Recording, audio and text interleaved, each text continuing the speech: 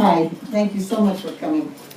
Um, as Marcy has told you, what we're doing up here is a donation, and I hope many people out there have got some deep pockets to help restore this great building.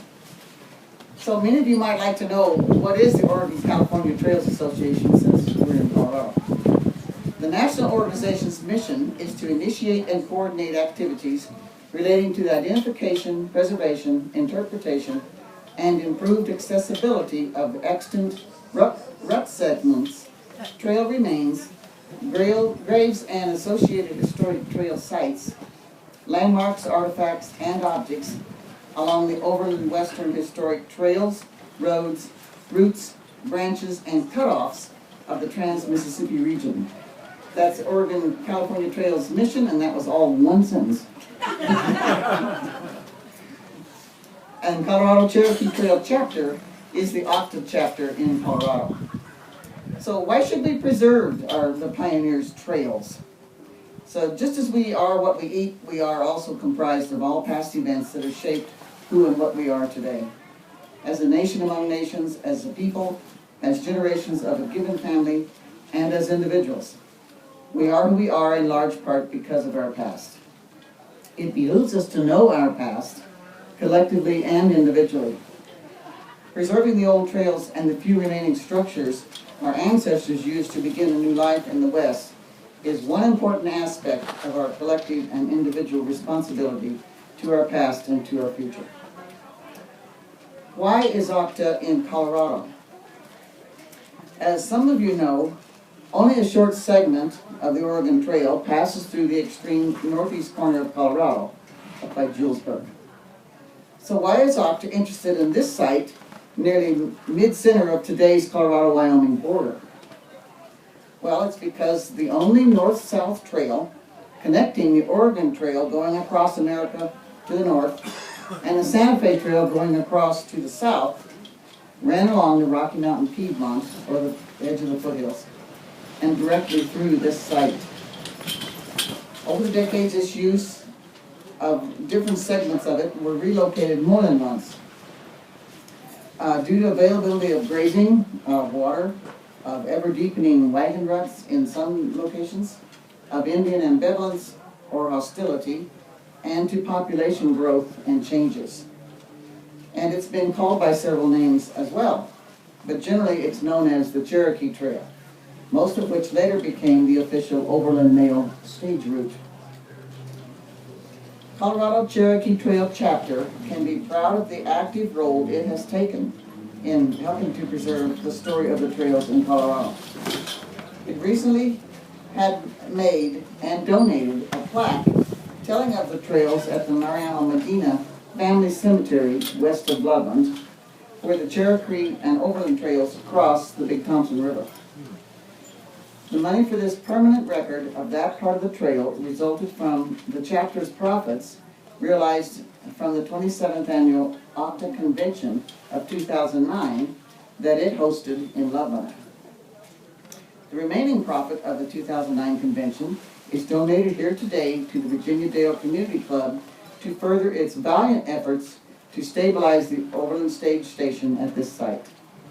Colorado Cherokee Trail chapter of OCTA commends Virginia Dale Community Club for the work it is doing, and is very pleased and happy to present you with this $1,000 check to help save this important piece of Colorado's heritage, our last Overland Mail stage station still on its original site. We wish you the best.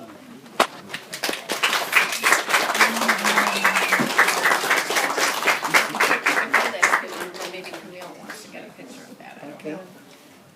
I would like to thank all of you for coming today, and we are gonna present them with only a token of our appreciation, but it's a certificate for the Colorado Cherokee Trail chapter of the Oregon California Trails Association for their generous donation of the $1,000 today.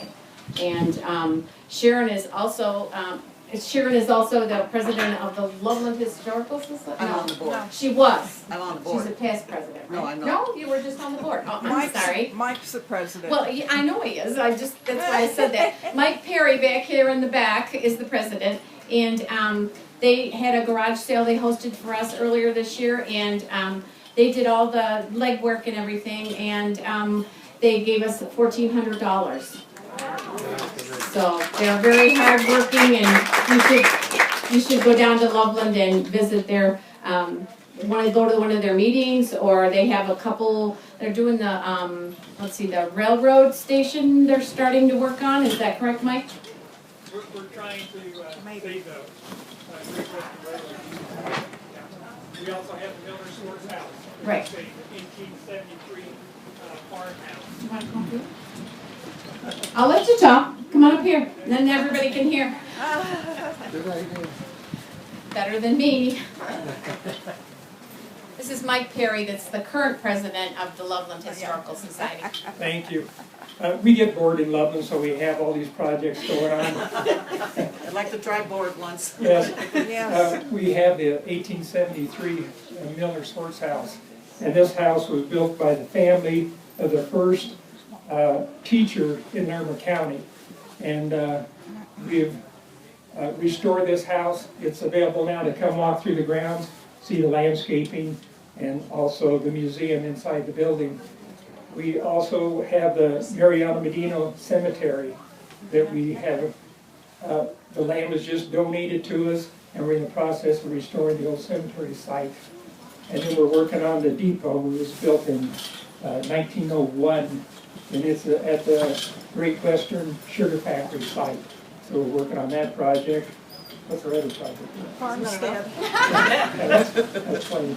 But yeah, thank you for your participation here, especially today. And we have to preserve history, and that's what we're all about, is helping people preserve history. So thank you.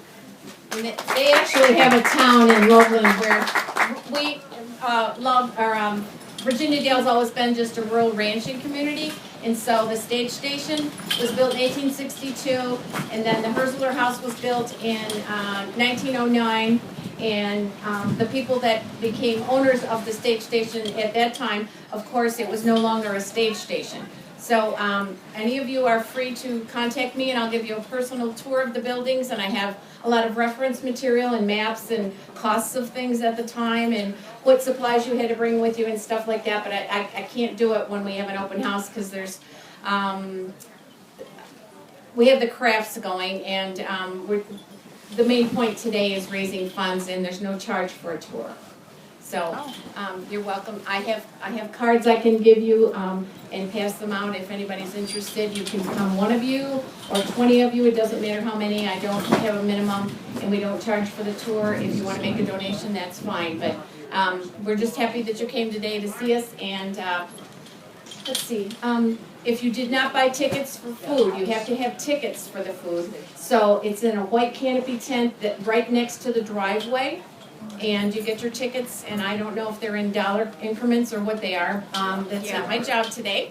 So, and then they're in the Herzler House, which is this building. All the food and the bake sale, and then the 4-H has the drinks outside, and they're charging for those. So I believe that's also a ticket item.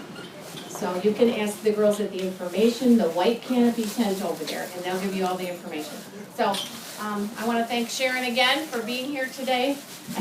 I don't like microphones. I don't know anybody who does. So, but I know if I don't talk into the microphone, anybody who has a hearing problem can't hear. So I try to be conscious of that because I've had a lot of people that are hard of hearing that I've had for friends. So, and also Camille Bradford is here today. And what is your position right now, Camille? Former president. Former president of Oregon California Trails Association. So you might want to talk to her about OCTA if you want to know any more things besides Sharon. And then there's more than one person to talk to.